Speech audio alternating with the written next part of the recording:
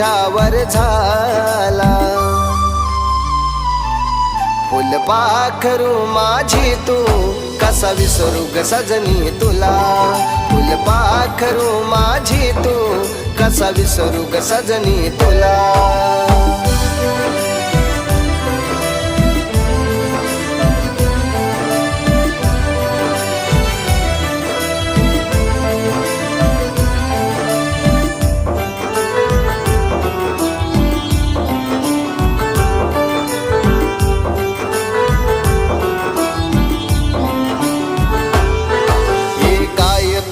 ती भेट गहोती हातात हात घालून सजनी.